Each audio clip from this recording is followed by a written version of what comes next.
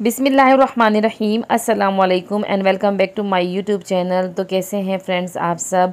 मैं भी तो बिल्कुल ठीक ठाक हूँ और मैं आज आपके लिए लेकर आई हूँ स्पेशल बोंग निहारी की रेसिपी, वो भी होममेड मसालों से। और मसाले भी ऐसे कि 3-4 मसालों से ही आपकी रेसिपी इतनी ज़बरदस्त सी बनेगी ना कि बस आपका दिल बाग बाग हो जाएगा। और जब आप इसे घर में बनाएंगे तो पूरा घर महक उठेगा निहारी की खुशबू से। बस चंद ट्रिक्स हैं, उनको आप फॉलो करेंगे तो ऐसी ही निहारी आप भी अपने घर में बना सकेंगे। तो चैनल पे नए हैं तो मेरे चैनल को सब्सक्राइब करना ना भूलें और वीडियो पूरी देखें एंड तक बिना स्किप किए।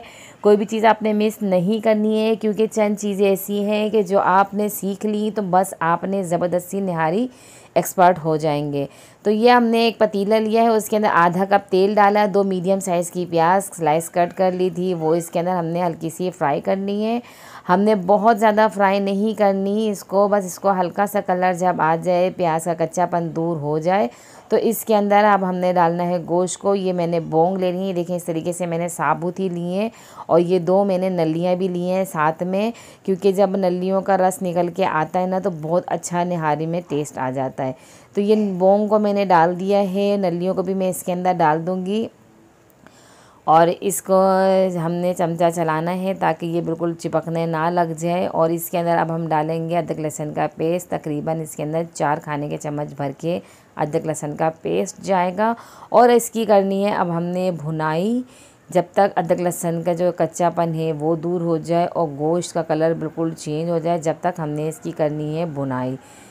तो अच्छे से इसकी भुनाई करने के बाद हमने इसके अंदर जो मसाले डालने हैं तो उस चीज़ को आपने उसी तरीके से डालना है जैसे मैं डाल रही हूँ, क्योंकि निहारी में बहुत ज़्यादा मसाले नहीं जाते हैं। तो इसके अंदर अब हम डालेंगे 3 खाने के चम्मच भर के पिसी हुई लाल मिर्च, नमक डाल देंगे 1 खाने के चम्मच भर के, और इसके अंदर थोड़ा सा पानी डालेंगे ताकि इसको भुनाई करने में आसानी हो। अच्छे से हम भुने मसाले मिर्चों के साथ गोश्त को। तो 3 से 4 मिनट इसको अच्छे से चमचा चलाते जाएं, इसको भूनें। और भूनने के बाद ताकि जो इसकी मिर्चों की कच्चापन है वो दूर हो जाए, फिर इसके अंदर हम पानी डाल देंगे। तकरीबन 1.5 जग भर के पानी हम इसके अंदर डाल देंगे। गोश्त अच्छे से अंदर डूब जाए और ऊपर भी सतह में 2 से 3 इंच पानी होना चाहिए ताकि गोश्त हमारा अच्छे से गल जाए। तो अब इसको हम कवर करके थोड़ा पहले हाई फ्लेम पे, फिर उसके बाद लो फ्लेम पे पकाएंगे। और दूसरी तरफ हम मसाले की तैयारी करते हैं। ये हमने 1 खाने का चम्मच पिसी हुई सौंफ, 1 चाय का चम्मच पिसी हुई सौंठ और 1 चाय का चम्मच पिसा हुआ गरम मसाला इसके अंदर डाल देंगे। अब हम पानी और इसको अच्छे से घोल लेंगे इसके अंदर, ये सारे मसाले इसके अंदर घुल जाएं। इस तरीके से आप डालेंगे तो मसाले जो हैं अच्छे से इनकी खुशबू निकल कर आएगी, इसका जायका बहुत अच्छे से आएगा। इसको एक साइड में रख देंगे जब तक गोश्त ना गल जाए। तो ये देखें पतीला हमने खोला है और पानी अच्छे से सूख चुका है, गोश्त हमारा काफ़ी गल चुका है, पकते पकते इसको 1.5 घंटे हो चुके हैं। और ये देखें आप, गोश्त बिल्कुल ऐसा हो गया है कि हल्का सा प्रेस कर रही हूँ, ये बिल्कुल बिखर रहा है, टूट रहा है। तो अब जो हमने मसाले को घोल कर रखा था वो इसके अंदर डाल देंगे।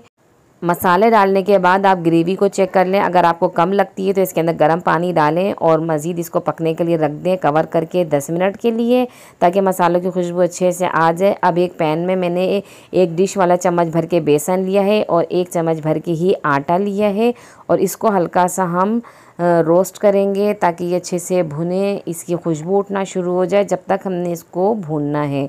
अच्छा, ज़्यादा लो फ्लेम पे हमने इसको भूनना है, हाई फ्लेम नहीं रखेंगे वरना ये जलना शुरू हो जाएगा। तो जब ये भुन जाए तो इसे हमने साइड में रख देना है ठंडा करने के लिए। और ठंडा होने के बाद इसको हमने एक बाउल में ट्रांसफ़र करना है और इसके अंदर थोड़ा थोड़ा करके पानी डाल के अच्छे से एक घोल तैयार कर लेंगे। अच्छा, गरम गरम में हमने ना पानी नहीं डालना है वरना ये एक लई की शक्ल इख्तियार कर लेगा, और फिर जब इसको हम सालन में डालेंगे तो ये उसके अंदर अच्छे से घुलेगा नहीं। तो अच्छी तरीके से एक महलूल इसका तैयार कर लेंगे। ये देख सकते हैं आप, बिल्कुल अच्छी तरीके से इसको घोल लिया है मैंने, कोई इसके अंदर लम्स नहीं है। और यहाँ हमारी निहारी का जो मसाला अच्छे से ये तैयार हो चुका है। आप इसका रोगन भी चेक कर लें। अच्छा, मैं रोगन नहीं निकालती हूँ और निकालने की ज़रूरत भी नहीं होती है। आटा डालने के बाद आप इसको लो फ्लेम पे बनाएंगे ना तो आपका रोगन ऊपर आएगा। और तरी हमारी मैं अलग बिल्कुल नहीं करती हूँ इसके अंदर। अभी देखेंगे मैंने इसके अंदर मिक्स किया है और इसको अब हम लो फ्लेम पे बिल्कुल पकाएंगे आधे घंटे के लिए, ताकि ये आटा और जो बेसन हमने इसके अंदर डाला है वो अच्छे से इसके अंदर पक जाए, बहुत अच्छा सा जायका आ जाए। तो आधा घंटा लो फ्लेम पे बिल्कुल हमने इसको पकाया है और ये रोगन आप देख सकते हैं ऊपर है, ये कोई इसके अंदर गायब नहीं हुआ है, तरी इसकी बरकरार है और ऐसे ही अच्छी लगती है निहारी। तो अब जो है इसके अंदर हमने डालना है तड़का। तड़के के लिए लिया आधा कप कुकिंग ऑयल और इसके अंदर डालेंगे हम गरम करने के बाद एक प्याज बारीक स्लाइस कट कर ली थी। प्याज को हमने करना है फ्राई। अच्छा, प्याज को अब यहाँ हमने देना है बिल्कुल कलर, ब्राउन करनी है हमने प्याज को। जब प्याज अच्छे से ब्राउन हो जाए तो इसके अंदर डालेंगे पिसी हुई लाल मिर्च या फिर कश्मीरी मिर्च आपके पास हो तो वो इसके अंदर डालें और ये तड़का आप डालें इसके अंदर और थोड़ी देर के लिए कवर कर दें इसको।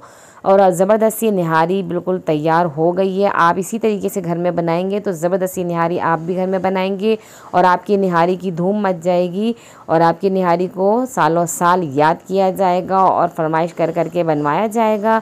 तो कैसी लगी आपको मेरी रेसिपी, आप मुझे फ़ीडबैक दीजिए और कैसे घर में ज़रूर बनाएं इसे, अपने फ्रेंड्स एंड फैमिलीज़ के साथ शेयर करें और अच्छे से फ़ीडबैक दिया करें, ताकि मैं जब पढ़ूँ तो मेरी भी हौसला अफजाई हो और मैं मज़ीद अच्छी सी रेसिपीज़ आपके लिए लाती रहूँ। और मुझे नेक्स्ट वीडियो तक दीजिए इजाज़त। अल्लाह हाफ़िज़।